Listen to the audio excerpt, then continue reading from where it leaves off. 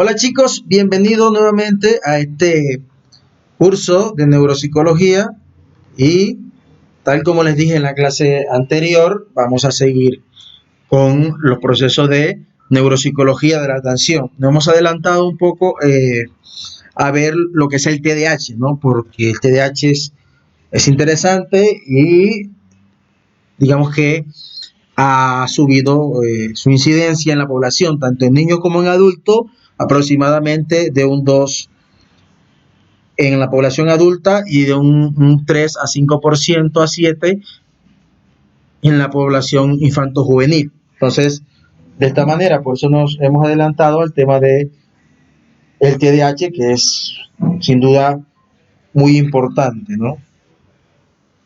Vamos a entrar entonces a conocer esto que es la neuropsicología de la atención. La estructura de la atención es la encargada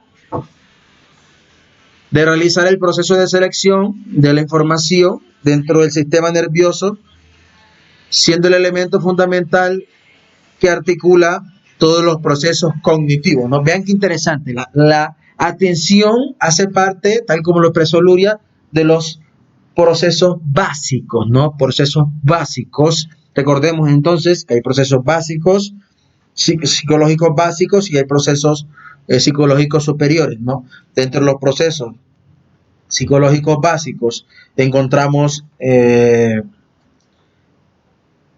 la atención, encontramos la memoria, encontramos la sensación, la percepción, y mientras que en los procesos superiores encontramos la memoria, el pensamiento, el lenguaje y las funciones ejecutivas, ¿no?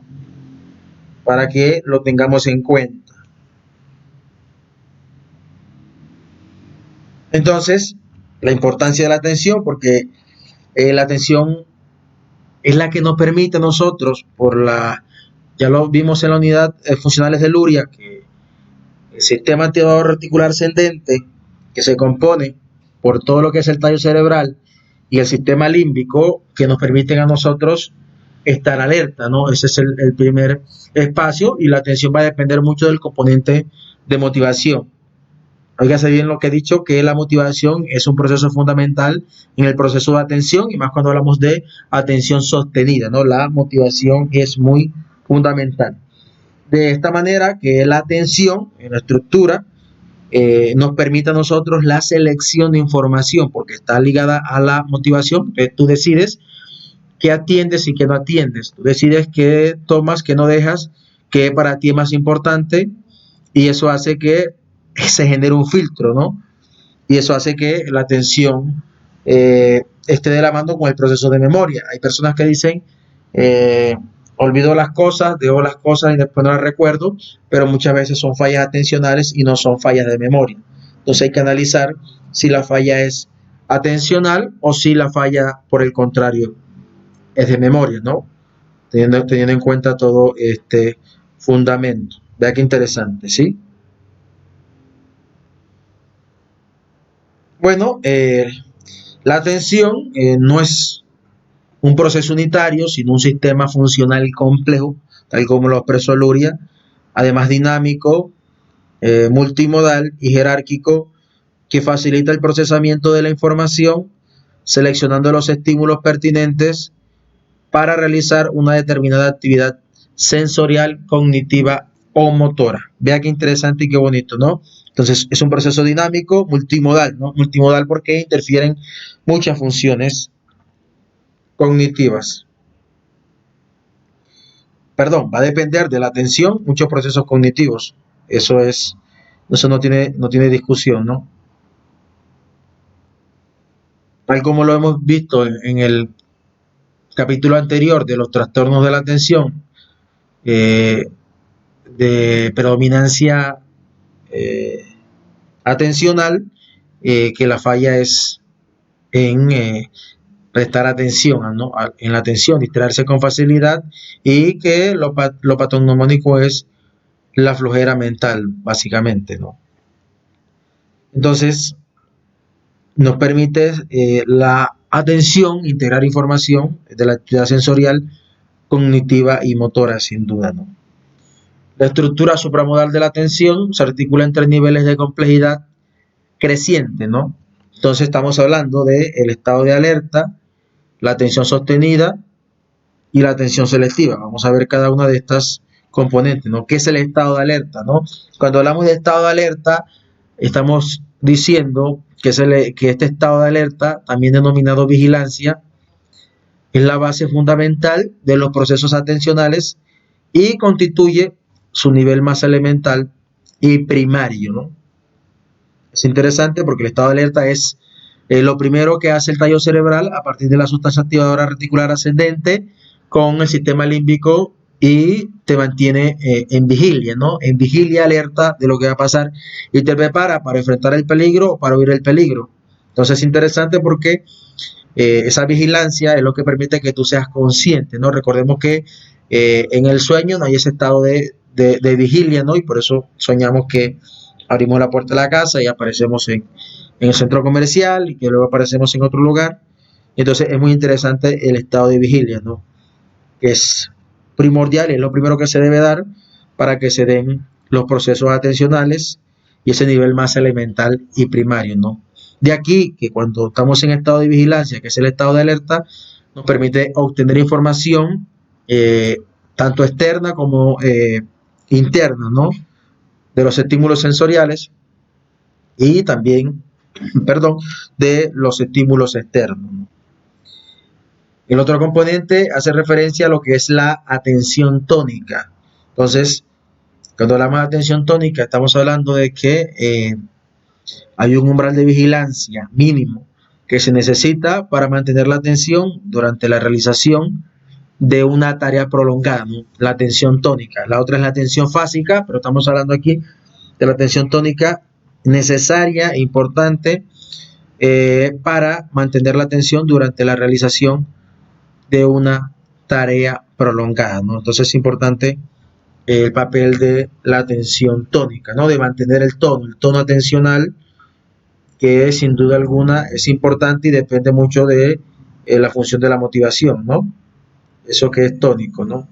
Entonces, esa atención tónica, sabemos ya que el primer estado es el estado de alerta o vigilancia y que luego pasa a un segundo nivel que es la atención, lo que llama el autor la atención tónica, ¿no? Y que la atención tónica, básicamente, como está aquí en la imagen, es el umbral mínimo de vigilancia para mantener nosotros la atención en una tarea prolongada, ¿no? Óigase bien, en una tarea prolongada. Entonces, la atención tónica, ¿qué implica la atención tónica? Implica cambios más lentos en la disponibilidad del organismo para procesar estímulos. Se manifiesta además en tareas como la de los detectores de radar, tareas en las que se requiere un sostenimiento de la atención sobre una fuente de señales a la espera de la aparición de una señal, también llamada vigilancia, atención vigilante o mantenimiento de la atención, ¿no? Mientras que cuando hablamos de la atención fásica, estamos hablando de la capacidad para dar una respuesta ante algún estímulo relevante que se presenta de manera sorpresiva e inesperada, ¿no?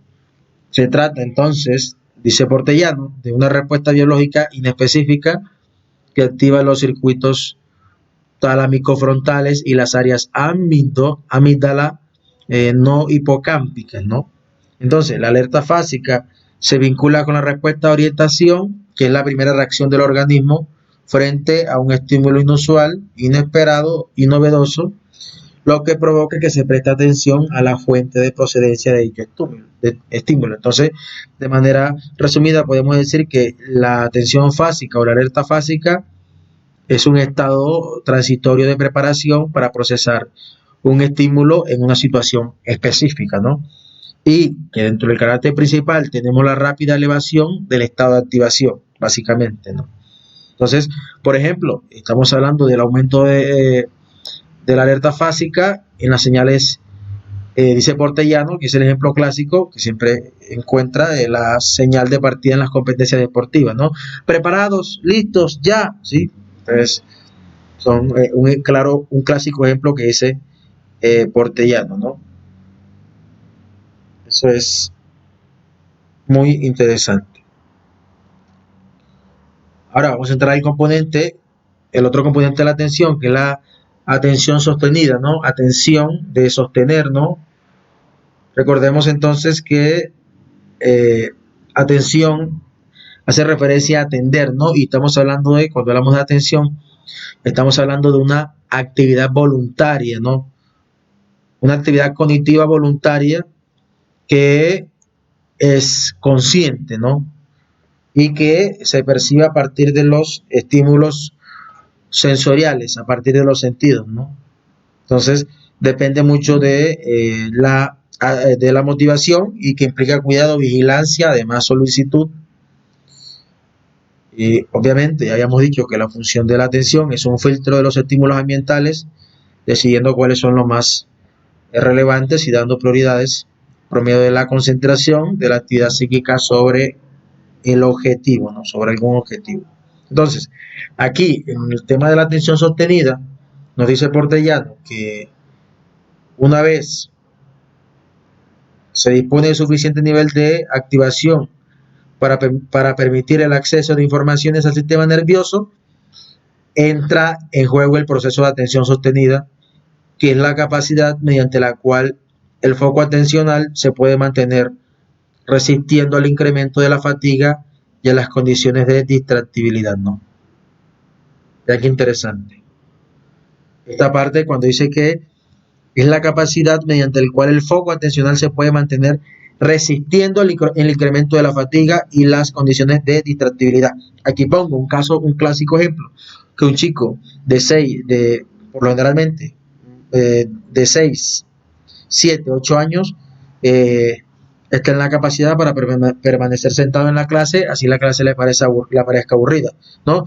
Y entonces, si el chico se fatiga con facilidad y comienza la inquietud motora a levantarse del puesto, estaríamos hablando seguramente de un problema de hiperactividad e impulsividad. Hay muy diferente que cuando el chico de la misma edad se sienta en su puesto y es capaz de demorar sentado, pero molesta al compañero del frente, molesta a los demás, habla un poco más, cualquier cosa que pase por el salón, cualquier cosa que hagan los compañeros lo distraen. Estamos hablando entonces de una falla básicamente en el proceso de la atención, ¿no? La atención es lo que se llama predominio de la atención. Esta es la clasificación que hace el DSM-5 que hemos ya visto en clase, básicamente. Entonces son muy interesantes, ¿no? Esta clasificación que nos hace Portellano. Entonces, la atención sostenida se trata básicamente, en otras palabras, de la capacidad de atender a un estímulo o actividad durante un largo periodo de tiempo, ¿no? Eso es importante. Durante un periodo de tiempo tú atiendes una actividad específica, ¿no? Como las 2 horas de clase que tenemos por ejemplo, de este seminario de neuropsicología, ¿no? Y que depende mucho de la motivación y del foco atencional, ¿sí? Porque, sin duda alguna, en ocasiones se debe resistir al incremento de la fatiga, ¿no?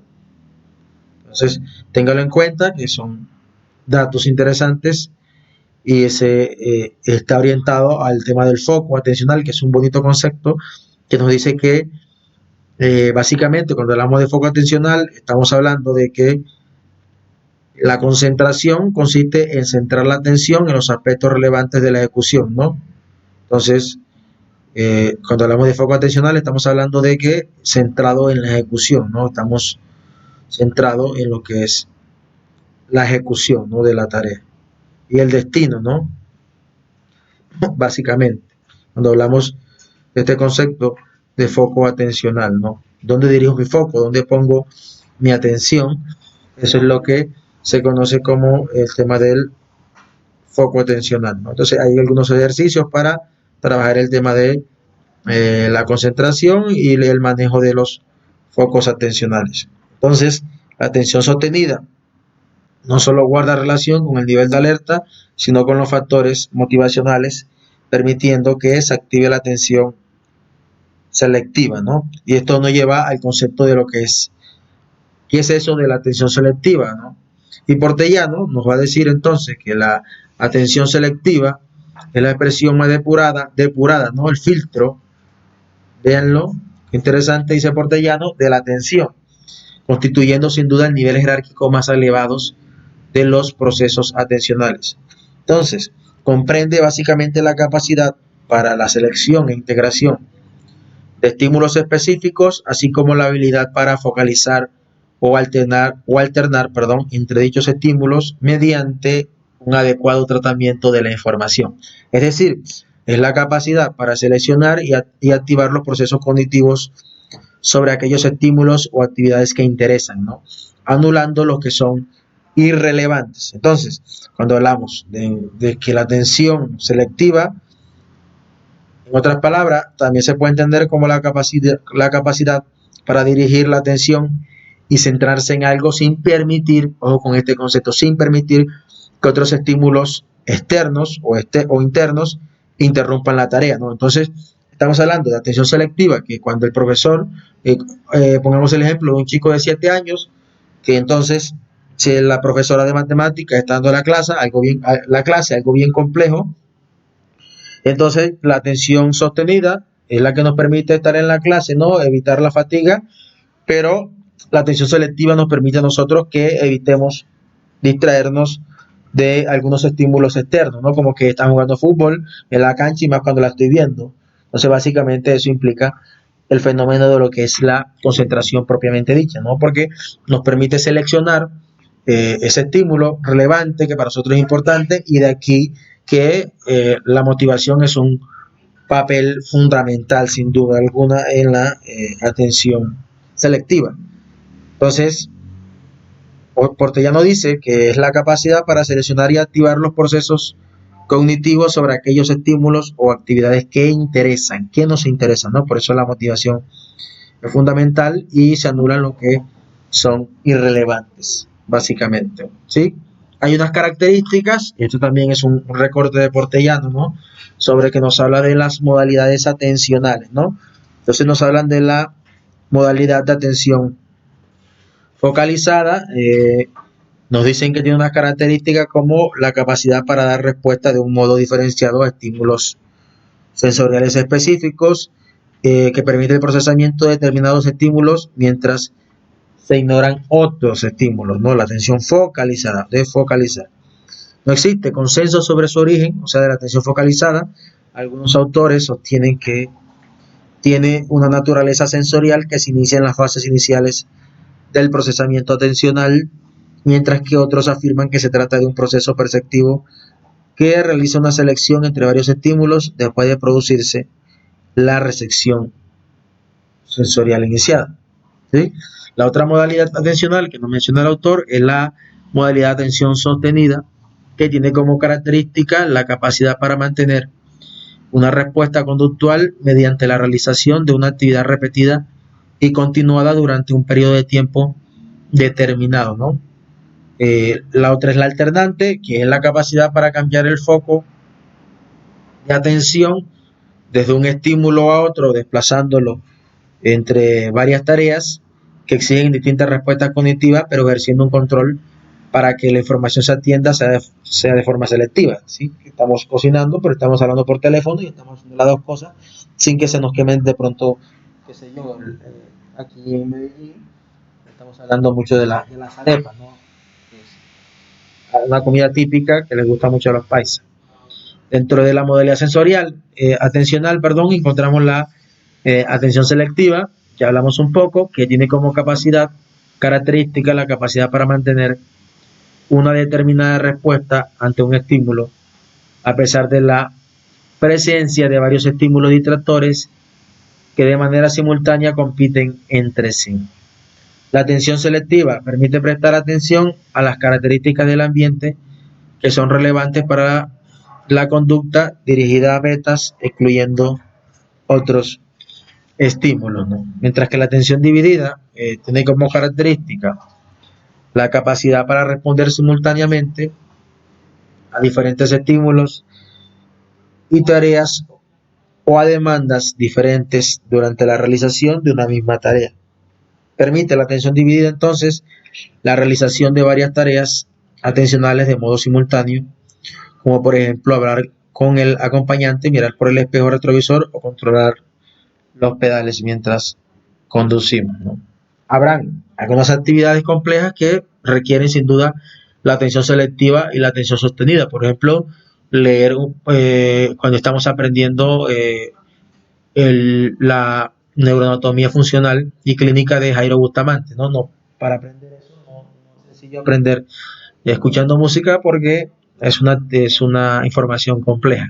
Depende del tipo de actividad que realice la persona, se puede utilizar ciertos mecanismos o ciertas modalidades atencionales, ¿no? La modalidad atencional excluyente se refiere a la capacidad para producir una respuesta inhibiendo otras que no son relevantes para el logro de metas, lo que exige la ignorancia de los estímulos irrelevantes para la realización de una tarea. Un ejemplo de atención excluyente es la realización de tareas de inhibición tipo Stroop, que consiste en no leer el nombre de la palabra, sino decir el color con el que está escrita, ¿no? Entonces, básicamente, el Stroop test, en una de las partes del Stroop, se le pide al paciente que no lea el nombre de la palabra, sino que debe decir el color, ¿no? Entonces, el nombre del color, el nombre puede decir rojo, pero el color es azul. Entonces, la persona debe decir el color y no decir el nombre. Es que interesante porque hace referencia a la capacidad de inhibir una respuesta, ¿no? La modalidad atencional excluyente. Vamos a hablar un poco entonces de los modelos atencionales. Vamos a encontrar que hay muchos y que encontramos el modelo de Bromberg, ¿sí? Que en el año de 1982 destacó la naturaleza selectiva de la atención, ya que el organismo se ve forzado a elegir entre variedades de estímulos sensoriales competidores que alcanzan los distintos receptores sensoriales, ¿no? Entonces es muy interesante porque la naturaleza selectiva de la atención es que el organismo tiene que elegir un estímulo sensorial el más relevante que crea para él porque compiten, ¿no?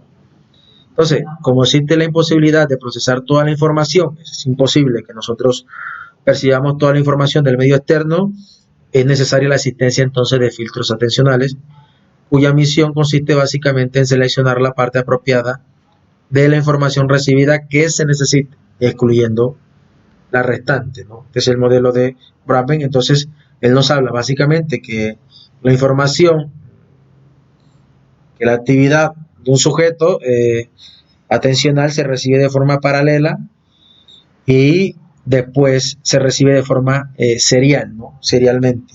Entonces, son las dos modalidades de que se recibe la información, ¿no? Entonces, cuando hablamos de paralelo, básicamente estamos hablando de que la información no puede cruzar ni cortar otra línea u otro plano por más que se prolongue, ¿no? Porque todos los puntos no están a la misma distancia. Eso es lo que es paralelo, que es semejante, ¿no? Entonces, básicamente, cuando hablamos de paralelo son líneas imaginarias, pero el autor lo utiliza de esta manera para decir más o menos de qué forma funciona la actividad paralela de la atención, ¿no? Entonces, cuando hablamos de serialmente, estamos hablando básicamente de que se establece series, ¿no? De que se van generando procesos, ¿no? Poco a poco se van estableciendo procesos, forma de series, ¿sí?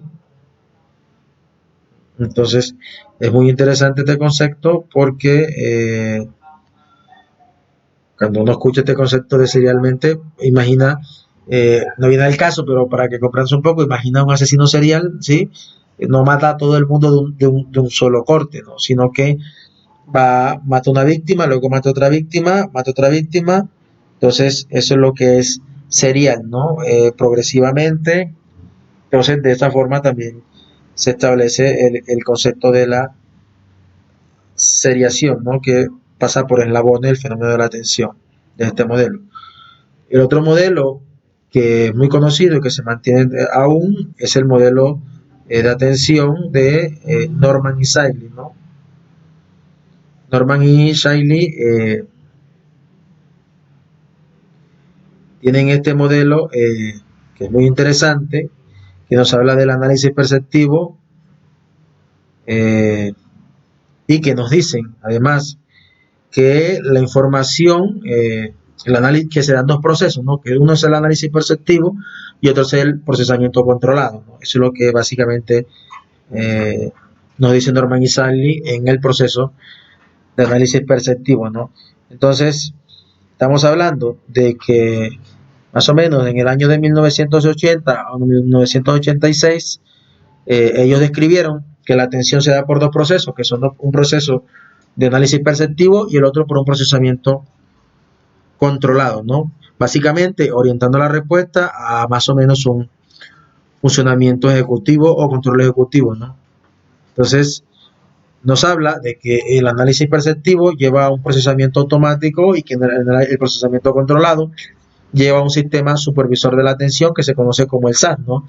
Sistema supervisor, es decir, qué información entra, qué información puedo filtrar de los estímulos externos, ¿no? Eso es muy interesante. Y el programa que hace que el procesamiento sea automático de la atención son los programas de arbitraje o contención, mientras que el sistema supervisor de la atención consiste, dije que era una respuesta más ejecutiva, y consiste básicamente en planificar, dar respuesta y supervisar la atención ante situaciones novedosas, ¿no? Entonces, es muy interesante porque este modelo atencional supervisor de Norman y Seigley básicamente se basa en el contexto de la acción, ¿no? Que señala una distinción entre la atención dirigida a la acción, que correspondería a las áreas frontales, y a la atención perceptiva, ¿no? Que son a las áreas posteriores de la cabeza, ¿no?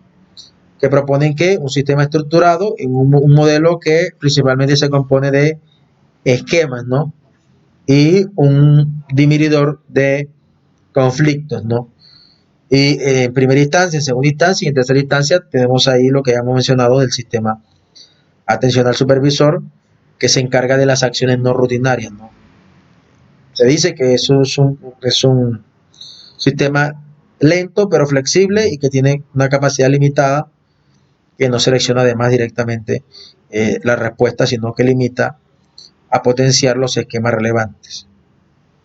En realidad, cualquier actividad automática o no puede ponerse bajo control consciente y deliberado pudiendo inhibir ciertas acciones y desarrollar otras, ¿no? Entonces, este modelo básicamente ofrece respuestas para tratar de comprender algunas de las alteraciones de la atención más habituales orientadas al tema de la lesión cerebral, ¿no? Como he dicho, hay una cantidad de, de modelos atencionales que buscan explicar cómo se da el fenómeno de la atención. Vamos a hablar ahora un poco del modelo de Mesulam. Quien quiera profundizar puede hacerlo, que sería lo ideal, ¿no? Del estudiante en su responsabilidad con su proceso de aprendizaje, ¿no? El modelo de Mesulam nos habla de 4 aspectos. Nos habla primero de un aspecto que está relacionado con el sistema reticular, relacionado con el mantenimiento del nivel de alerta y vigilancia. Eso creo que todos los modelos están de acuerdo con ese fenómeno del sistema reticular relacionado con el nivel de alerta y vigilancia, ¿no? Y luego nos habla de que está el sistema límbico y el giro cingulado, responsable de los aspectos motivacionales de los procesos atencionales, ¿no? Recordemos entonces en la primera unidad funcional de Luria, donde hablamos que el sistema límbico, ¿no? Y todos los componentes que lo integran están relacionados con los aspectos motivacionales, además de otras funciones, ¿no? Y que en tercera instancia, el sistema frontal es el responsable de coordinar los programas motores, ¿no? Recordemos entonces que el área, la intención ejecutiva se da básicamente en las áreas prefrontales, ¿no? Recordemos áreas prefrontales.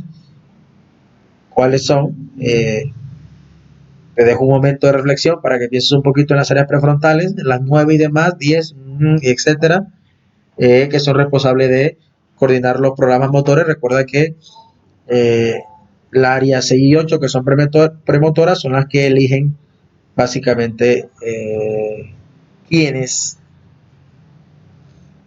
qué programa es el mejor en el nivel atencional, ¿no?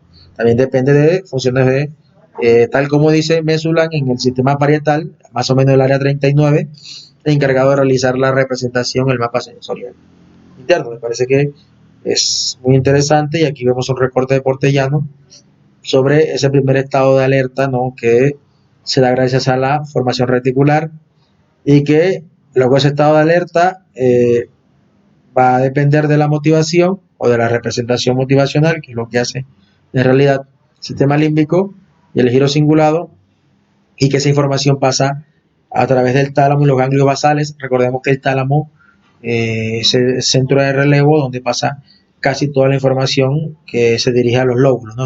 También son una forma de controlar la información que pasa a los lóbulos.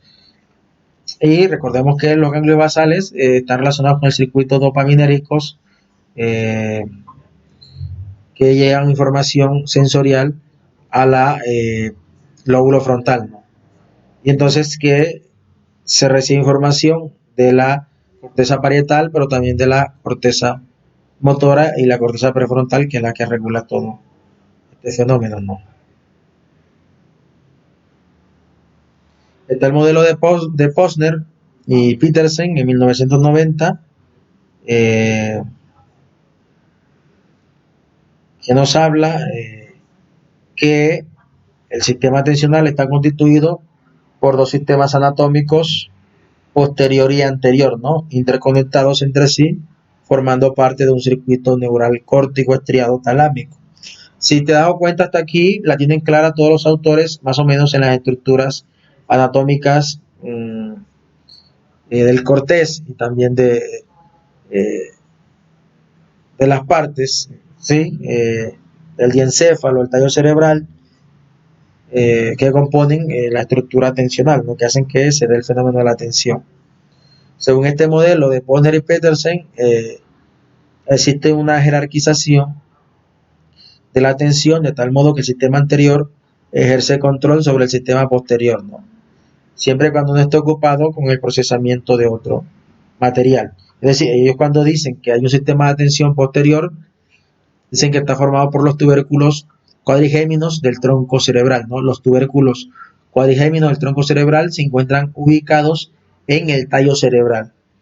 Las áreas talámicas y el lóbulo parietal está implicado en la orientación de las localizaciones visuales y se relaciona con la atención voluntaria y con la respuesta de orientación. El sistema de atención anterior se encarga de identificar eventos sensoriales o semánticos y está relacionado con el control consciente y voluntario de la atención. Está implicado en la atención focalizada y está formado por el giro cingulado anterior y las áreas prefrontales, ¿no? Vean qué interesante. Otro modelo que se dio a conocer en el año de 1995 es el modelo de Stuss y Benson, donde se dice que la atención se procesa a través de un sistema frontal, diencefálico, troncoencefálico. Se han dado cuenta que todos los autores están hablando siempre particularmente de las mismas estructuras, lo que cambian es en la forma, cómo se filtra la información, ¿no? Que incluye el sistema reticular activador ascendente, que pasa por el tallo cerebral obviamente, que es información que sube del tallo hacia la corteza, archicortés, tálamo y demás, con los niveles tónicos de alerta, ¿no? Las proyecciones talámicas difusas que están implicadas en los cambios fásicos del nivel de alerta y el sistema frontotalámico que está bajo la influencia del sistema reticular activador ascendente. Bueno, este modelo de Stuss y Benson, básicamente dicen que la corteza prefrontal ejerce un control supramodal, tal como lo hemos visto con Luria, sobre el resto de los procesos cognitivos localizados en las regiones posteriores de la corteza, ¿no? Entonces, ¿qué genera este tema? Genera que se dé el proceso de la autoconciencia y el autoanálisis, se dé el control ejecutivo y se incluye también el impulso o el drive relacionado con el fenómeno de la motivación y el estado emocional. que son importantes en la capacidad para iniciar y mantener una actividad, ¿no? Y obviamente la organización temporal. O podríamos dejar a Luria, porque sabemos que Luria siempre ha aportado tanto a este fenómeno de la neuropsicología, neurolingüística también, y el tema de los estudios cerebrales, ¿no? Luria nos habla que las bases neurobiológicas de la atención estarían localizadas en cada una de las unidades funcionales, que el nivel de alerta o vigilancia atencional correspondería a la primera unidad funcional. Y si analizamos un poco los autores, eh, nos damos cuenta que todos hablan de este sistema de alerta que se encuentra en el estadio cerebral y parte de el sistema límbico, ¿no? El giro del cíngulo, el tálamo, y así va subiendo la información. Y la segunda unidad funcional sería responsable del control sensorial de la atención, obviamente. Estamos hablando de las áreas primarias, secundarias y terciarias de los lóbulos parietales, occipitales y temporales, ¿no? Que recoge información, por ejemplo, del área 39, que es la que tiene funciones heteromodales de integración. Y la tercera unidad funcional, situada en el lóbulo frontal, que sería la sede del sistema supervisor atencional de control motor, ¿no? Tan interesante. Entonces, bueno, es interesante. Entonces, hasta aquí, bueno, no lo mencioné, no lo coloqué en la diapositiva, pero eh, actualmente Damasio nos habla del marcador somático, donde trata de explicar básicamente lo que es el papel de las emociones en la toma de decisiones y su relación con las funciones ejecutivas y obviamente el papel de los lóbulos frontales, ¿no? Entonces, dice Damasio que existen pacientes que pese a conservar su capacidad intelectual y responder adecuadamente en la evaluación de las funciones ejecutivas, sus dificultades en la vida cotidiana son evidentes, ¿no? Entonces, le va bien en las pruebas, pero las dificultades cotidianas son evidentes. Entonces, ¿qué hacer con un paciente que nos refiere Damasio, ¿no? ¿Qué genera este problema que menciona Damasio? Genera dificultades en la toma de decisiones, en el dominio personal y social, y que básicamente está asociado a lesiones en áreas o zonas ventromediales de la corteza prefrontal. Entonces, el eje temático, el centro de Damasio es que el marcador somático forzaría la atención hacia las consecuencias a las que puede conducir una acción determinada, funcionando como una señal de alarma automática básicamente emocional, ¿no? Que puede llevarnos a rechazar inmediatamente el curso de acción, guiándonos hacia otras alternativas. Entonces, los marcadores somáticos, eso no lo digo yo, sino el libro de Damasio, se cruzan con las funciones ejecutivas en las deliberaciones, ya que resultan fundamentales al resaltar unas opciones sobre otras, ¿no? Básicamente, entonces aquí tenemos, ya lo hemos visto durante la unidad, pero aquí tenemos lo que es la formación reticular troncoencefálica talámica, ¿sí? Si se dan cuenta, la parte superior estamos hablando de la formación reticular ascendente, ¿no? Y si es hacia abajo, estamos hablando de la formación reticular descendente, ¿no? Los ganglios basales, famoso ganglio basal, tenemos un corte aquí, ahí vemos el caudado, el putamen, el globo pálido, está cerca, recubriendo el globo pálido al núcleo subtalámico, la sustancia negra, ¿no? Y vemos un poco otra vez el corte desde otro ángulo, por ejemplo, la corteza motora primaria, el núcleo caudado, el putamen, el globo pálido, los núcleos subtalámicos, interesante, los núcleos ventrales laterales del tálamo, que tienen como función transmitir información al cortés que permite el procesamiento selectivo y focalizado de la atención, además conectar con diversas estructuras del sistema límbico como la amígdala, permitiendo que los procesos emocionales se integren con los procesos atencionales. El giro del cíngulo, cingulado que hemos mencionado, y corteza heteromodal tienen como función la regulación del nivel de alerta y determinación de la pertinencia del estímulo, ¿no? El lóbulo parietal es responsable de preparar los mapas sensoriales necesarios para el control de la atención, ¿no? Entonces, Vamos a hablar un poco de cuáles serían las funciones del área prefrontal, que ya sabemos que es donde se encuentra lo que se conoce como las funciones ejecutivas, ¿no? Que controla al menos y ejecuta y modera además la intención, ¿no? En temas motores, actividad compleja y nos dice Portellano que es el final del trayecto de la vía atencional desarrollando numerosas sus funciones estrechamente ligadas al control de la atención, ¿no? Regulación atencional de las actividades que requieren una determinada planificación gracias al sistema ejecutivo prefrontal. Recordemos que hay la corteza prefrontal se divide básicamente en tres. Hay autores que la dividen en cuatro. Está el dorso lateral, el órbito frontal y las otras se las dejo de tarea para que la piensen. Ya debemos saberla hasta este punto, ¿verdad? El control de la atención sostenida, evitando la dispersión atencional. Control de la atención focalizada, dirigiendo el foco atencional hacia el lugar adecuado. El control de movimientos acádicos oculares a través de los campos visuales, tiene como la función. Hay unas asimetrías hemisféricas en el control de la atención. Por ejemplo, Junque y Barroso en el año de 1999,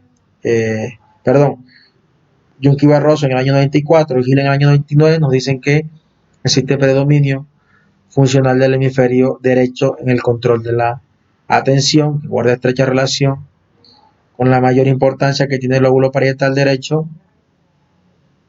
en los procesos atencionales, ¿no?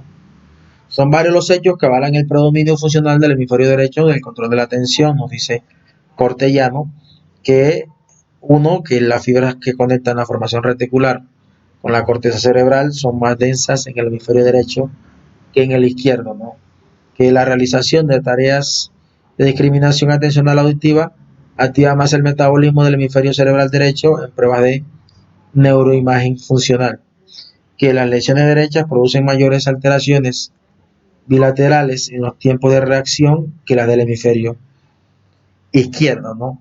Que la lesión del hemisferio derecho produce un menor incremento de las ondas delta y teta en la electroencefalograma que las lesiones del hemisferio izquierdo, ¿no?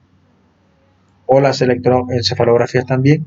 Un cambio en la dirección del foco atencional produce un mayor aumento de la activación en el lóbulo parietal derecho, ¿no? El hemisferio derecho controla el despertar de los núcleos de la formación reticular troncoencefálica. Se ha dado cuenta, según expresa Portellano, que las lesiones unilaterales del corte parietal posterior y prefrontal derecho pueden alterar la matriz atencional. Entonces, vamos a hablar un poco de la evaluación de la atención, que se debe evaluar básicamente es el nivel de alerta y posible presencia de otros trastornos que pueden afectar a la respuesta psicofísica, ¿no? Entonces, que en segundo orden hay que evaluar la orientación autopsíquica y alopsíquica, es decir, la orientación de autopersona y de orientación espacial y de lugar, y que es necesario también evaluar diversos rasgos como la falta de concentración, el nivel de fatiga, la distractibilidad, que es un signo patognomónico del predominio inatento o disminución en la respuesta de orientación. Posteriormente, se exploran las distintas modalidades de atención, así como la evaluación de posibles asimetrías atencionales en lesiones unihemisféricas. Muchas de las pruebas utilizadas para la evaluación de las funciones ejecutivas son útiles para la evaluación de la atención. Aquí tenemos unas pruebas para evaluar algunos componentes de la atención, ¿no? El test de Stroop, el Tri-Marking Test, no me voy a detener a explicarlos, pero quien quiera profundizar lo puede hacer. El test de percepción de diferencias de cara de Thurston y Yela, el test de formas idénticas de Thurston, el test de diferencias, el test de figuras idénticas de Bornadell, el test de cancelación de línea o figuras, el test de tachado, el test computarizado de atención progresiva, el test de percepción de diferencias de Yela, el test computarizado de evaluación de la atención de León Carrión, los subtest de dígitos de la clave de Wechsler, el dibujo del reloj, los potenciales evocados, el On-Mind Owl Test, el cálculo mental, a repetir dígitos en orden directo, en orden inverso, que mide atención, ¿sí? Pero también mide la memoria de trabajo. Deletrear una palabra en orden directo e inverso, tropa, apport, por ejemplo, nombrar los meses del año en sentido inverso y el Government Behavior Inattention Test, ¿no? Que es muy interesante. Recordemos entonces, tal como se lo mencioné en clase, que el TDAH no es la única patología de la atención. Sí merece una atención aparte, tal como lo hicimos, pero hay otras patologías, ¿no? Como por ejemplo el mutismo asinético, que es un severo trastorno atencional que fue descrito inicialmente por Keynes en 1941 para definir una grave alteración del estado de vigilia que se acompaña de profunda apatía, falta de iniciativa psíquica, motora o verbal e indiferencia frente a todo tipo de estímulos. Los pacientes carecen de movimientos espontáneos y no responden a órdenes, preguntas o estímulos, permaneciendo en silencio de forma permanente. Existen diferentes grados de mutismo, desde un estado de abulia con inhibición psicomotora, apatía, pobreza de lenguaje y pérdida de espontaneidad, hasta un estado vegetativo crónico en los casos de mayor gravedad, ¿no?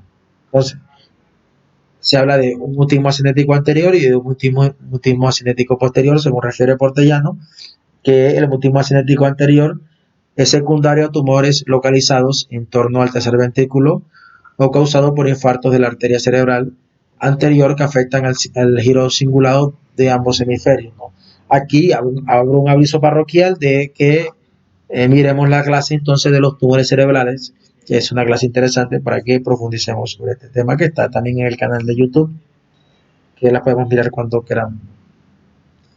El otro que le había hablado es el mutismo asinético posterior causado por infarto mesencefálico, que lesiona el sistema reticular activador ascendente e implica el tálamo, quedando básicamente inactivas las vías dopaminérgicas, ¿no? Hay otro síndrome, ¿sí? que lo hemos tocado, que muchos de ustedes conocen, y es el síndrome de mi negligencia, que el síndrome de mi negligencia es un trastorno atencional que sorprende por su sintomatología, ya que el sujeto ignora sistemáticamente la mitad de su espacio atencional, ¿no? Ignora, o sea, no pareciera que no existiera esa parte. Y se caracteriza básicamente por el fracaso en atender a los estímulos visuales, táctiles o auditivos presentados en el lado opuesto a la lesión, sin que pueda atribuirse dicho fracaso al daño cerebral en las áreas primarias, a dificultades en la ejecución motora, ¿no? Hay unas características principales del síntoma sintomática del síndrome de mi negligencia, por ejemplo, está acompañada de eminatención, que es la ignorancia de todos los estímulos situados en el hemisferio izquierdo del paciente, ¿no? Perdón, del hemiespacio, ¿no? Hemiespacio izquierdo del paciente. La hemiasinesia está relacionada con la negligencia motora que produce incapacidad para realizar, actividades motoras atencionales con la extremidad izquierda, sin que exista parálisis, ¿no? El paciente solo coge objetos situados en su lado derecho. El gesto está alterado en su intención tanto en los movimientos propositivos como en los automáticos, ¿no? El sujeto con negligencia es capaz de mover espontáneamente las extremidades izquierdas, pero cuando se le pide que levante ambos brazos, solo levanta el derecho, ¿no? Si se le insiste que levante el izquierdo también, pero enseguida lo deja caer, básicamente. Así se evalúa la hemiasinesia, ¿no? La heminegligencia espacial, si se le pide al paciente que señale el centro del cuerpo con los ojos cerrados, señalará el lado derecho, ¿no? Con los ojos cerrados solo explorarán los objetos situados a la derecha. Hay negligencia en el espacio mental, dice Portellano, que si se le pide al sujeto que imagine mentalmente un lugar previamente conocido, solo es capaz de representar el espacio correspondiente al lado derecho, ignorando el espacio mental situado en el hemicampo mental izquierdo, ¿no? La hemialexia y hemiagrafia se da porque la lectura y escritura de la mitad derecha del texto o del papel, básicamente ignorando el lado izquierdo, ¿no? Un texto como cielo nublado sería leído como o copiado como nublado, ignorando la parte cielo que está al otro lado, ¿no? eh, ignorando lógicamente la palabra cielo, ¿no? Apraxia constructiva ya la conocemos, ¿no? Lo habíamos referido cuando vimos el síndrome focal de las apraxia, la hemiapraxia del vestido, que se ignora las prendas del vestir del lado izquierdo, poniendo solo la ropa del lado derecho. La anosognosia, que ya lo habíamos visto también en los trastornos de la agnosia, ¿no? La falta de conciencia del déficit, la hemiasomatognosia, que también lo habíamos referido, que es la incapacidad para reconocer las sensaciones táctiles procedentes del lado izquierdo del cuerpo, ¿no? La aloestesia, que es las sensaciones táctiles experimentadas en una zona contralateral a la lesión, se identifican en la misma zona donde se ha producido, pero en el lado opuesto correspondiente al hemisferio lesionado, ¿no? Aloestesia. Aloquinesia está relacionada con el movimiento de un miembro cuando se quiere usar el miembro opuesto. El estado confusional, que es otro trastorno de los fenómenos de la atención, es el síndrome confusional, nos remite Portellano, que es un trastorno orgánico cerebral de presentación súbita, curso fluctuante y duración generalmente breve, que se produce como consecuencia de la claudicación mental del enfermo. También recibe otras denominaciones como síndrome confusional agudo, psicosis orgánica, reacción cerebral aguda o síndrome general agudo. Una variante del síndrome confusional es el delirio, que se define como estado confusional agitado con manifestaciones de hipertensión, midriasis o taquicardia y temblores. La etiología es muy variada y generalmente responde a múltiples causas que provocan alteraciones cerebrales difusas o focales del encéfalo, tales como alteraciones orgánicas por metástasis cerebrales, infecciones, hipercalcemia, alteraciones en el nivel de la glucemia, deshidratación, fallo hepático o renal o respiratorio, entre otras. Los traumatismos craneoencefálicos, aviso parroquial para quienes no hayan visto la clase de traumatismo craneoencefálico, remitirse por favor. La epilepsia, que también la vamos a ver en este seminario, este curso, los efectos secundarios de fármacos o la deshabituación de drogas, ¿no? También puede generar este fenómeno del síndrome confusional. El estado postoperatorio y otros factores como el estrés psicosocial, la deprivación del sueño, ausencia o exceso de estímulos sensoriales o inmovilización. Ya habíamos hablado del TDAH, ¿no? Hablamos del TDAH, pero en este momento voy a referir algunos apuntes acerca de lo que es lo que sería el proceso de la rehabilitación, ¿no? Para quien quiera profundizar en el tema de el TDAH, básicamente. Entonces, es muy interesante porque en los tratamientos del TDAH vamos a encontrar, por ejemplo, las técnicas cognitivo-conductuales, pero también encontramos la terapia dialéctica conductual de tercera generación, que es una psicoterapia también cognitivo-conductual, centrada en la enseñanza de habilidades psicosociales, básicamente, que fue desarrollada por Marshall Lineman, que era una investigadora de psicología de la Universidad de Washington, y que específicamente nos habla sobre la combinación de diversas técnicas cognitivos conductuales dirigidas a la regulación emocional y pruebas de realidad con los conceptos de tolerancia a la angustia, aceptación y plenitud de conciencia, ¿no? Básicamente,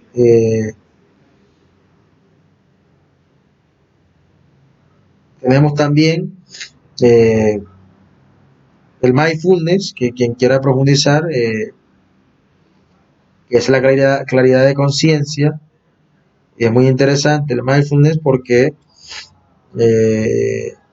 implica un estado de meditación, actitud compasiva y no reactiva hacia los pensamientos y emociones. Quien quiera profundizar, se conoce como el MBT, el Mindfulness Based Therapies, que se utiliza mucho, no hay mucha evidencia científica de este tratamiento, ¿no? Ni tampoco el neurofeedback, que básicamente tiene como función el aumento de la autorregulación en actividad cerebral adaptativa, el aprendizaje por condicionamiento operante, pero se ha encontrado más evidencia definitivamente sobre la CBT, que es la Cognitive Behavior Therapy, que es la terapia cognitiva conductual.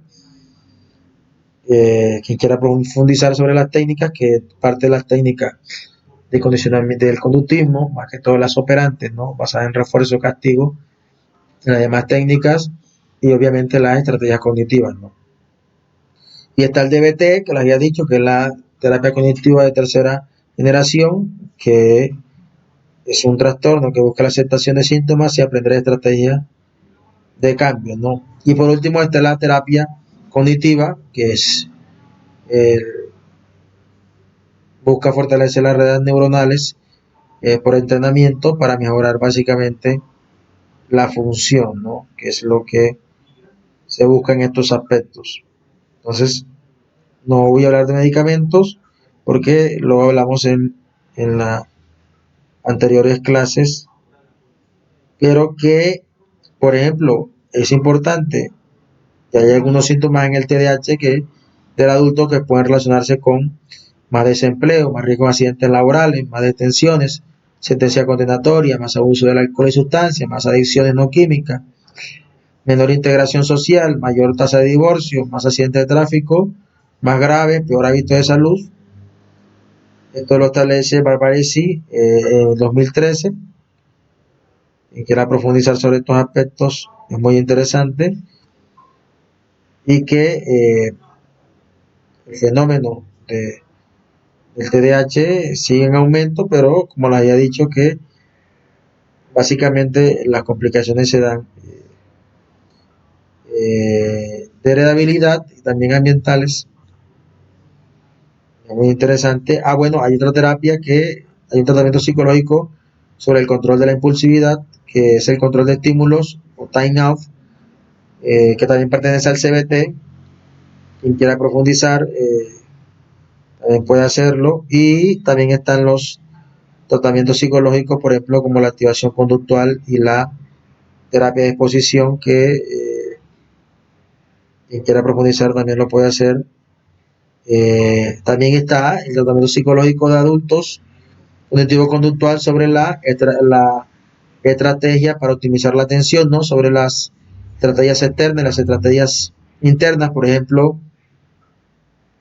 en las estrategias externas encontramos que se debe elegir lugares silenciosos en tareas que sean de pronto más difíciles, ¿no? Escribir, utilizar un reloj, alejar la mesa de trabajo de la ventana, básicamente, trabajar con buena iluminación, mientras que en las cisternas encontramos, por ejemplo, la introducción de lo que habíamos hablado en la clase de atención de TDAH, del tema de la introducción del sistema de recompensas a corto plazo, ¿no?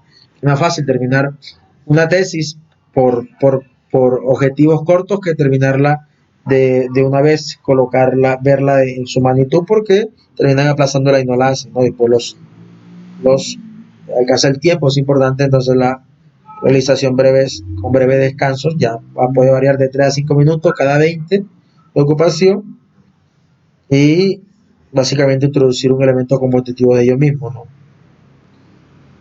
Utilizar el tema del factor novedad, pedir a los demás que repitan lo que han dicho y reconocer las distracciones, ¿no? Eso básicamente de una información general. Quien quiera profundizar sobre este tema puede hacerlo. Con esto hemos terminado. Dios los siga bendiciendo a todos. Un abrazo, feliz de semana.